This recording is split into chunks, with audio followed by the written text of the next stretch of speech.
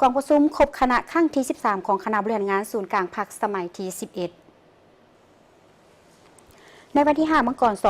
2026 คณะบริหารงานศูนย์กลางพรรคได้ดำเนินกองประชุมครบคณะครั้งที่ 13 สมัยที่ 11 ภายใต้การเป็นประธานของสหายทองลุ้นศรีสุริตเลขาธิการใหญ่คณะบริหารงานศูนย์กลางพรรคประธานประเทศโดยการเข้าร่วมของบรรดาสหายคณะบริหารงานศูนย์กลางพรรคสมัยที่ 11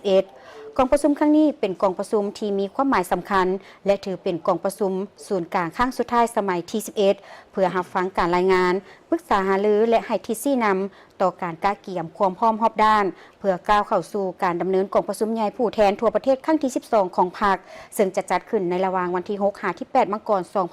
2026 นี้ที่หอประชุมแห่งชาติคณะบริหารงานศูนย์กลางพรรคได้พร้อมกันตีราคาว่าผ่านการห่างหากะเกี่ยมเวียกงานต่างๆที่อนุกรรมการเกี่ยวข้องได้ดำเนินการมาอย่างเป็นระบบและเป็นขบวนการกว้างขวางอย่างต่อเนื่องมาฮอดเวลานี้ถือได้ว่ามีความพร้อมที่สุดแล้วกองประชุมใหญ่ผู้แทนทั่วประเทศครั้งที่ 12 ของพรรคประชาชนปฏิวัติลาวจะได้ดำเนินภายใต้คำขวัญยกสูงบทบาทการนำพาที่เข้มแข็งของพรรคตั้งหน้าสร้างเศรษฐกิจเอกราชเป็นเจ้าตนเองสืบต่อบูรณะระบอบประชาธิปไตยประชาชนให้นักแน่นก้าวขึ้นสู่สังคมนิยมซึ่งจะมีผู้แทนเข้าร่วมทั้งหมด834สหายที่เป็นตัวแทนให้แก่สมาชิกพรรคทั่วประเทศจำนวน 421,865 สหาย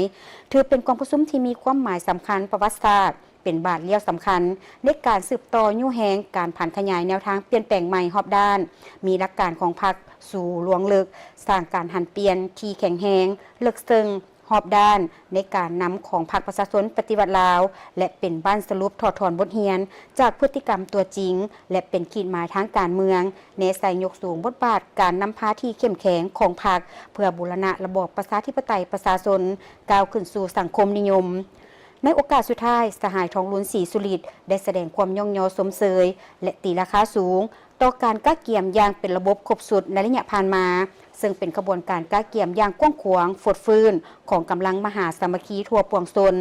พร้อมทั้งเป็นการแสดงให้เห็นถึงผลสำเร็จการจัดตั้งปฏิบัติมติกองประชุมใหญ่สมัยที่ 11 ของพรรคอย่างรอบด้านเพื่อประกอบส่วนและสร้างพื้นฐานที่นักแน่นก้าวเข้าสู่การดำเนินกองประชุมใหญ่ผู้แทนทั่วประเทศครั้งที่ 12 ของพรรคประชาชนปฏิวัติลาวให้ได้รับผลสำเร็จตามคาดหมายที่วางไว้กองประชุมครบคณะ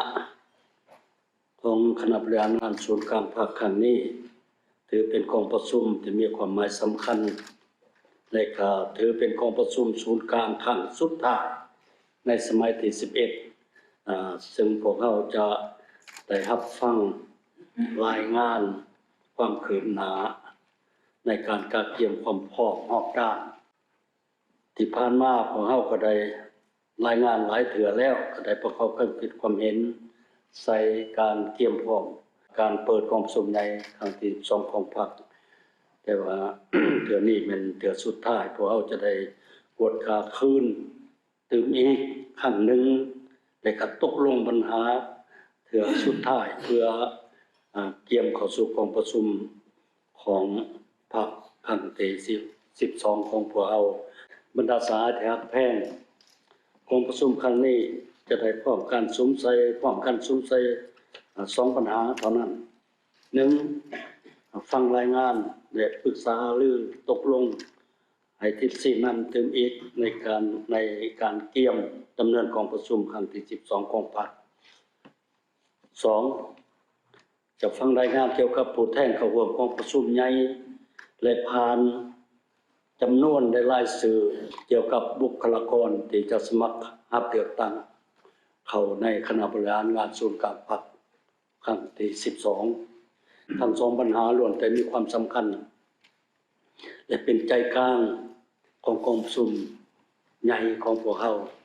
ที่จะมาถึงนี้จิตใจแห่งความรับผิดชอบสูงต่อหน้าที่การเมืองอันมีเกียรติ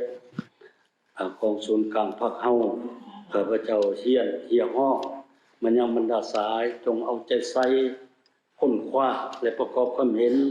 ต่อเวียงงานที่จะเสนอต่อกองประชุมศูนย์กลางในมื้อนี้หรือว่าปัญหาใดที่เห็นว่าพวกท่านมีความ